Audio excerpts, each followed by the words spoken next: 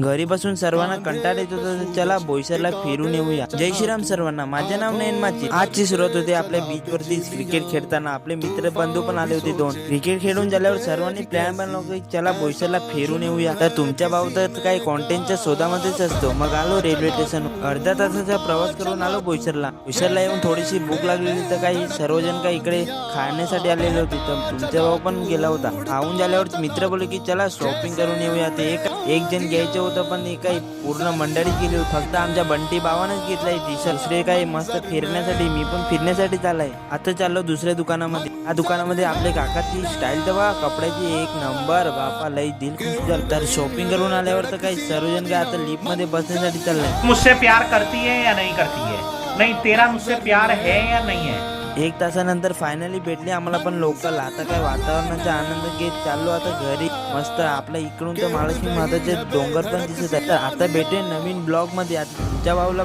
Follow नसला केला तर फॉलो नक्की करा।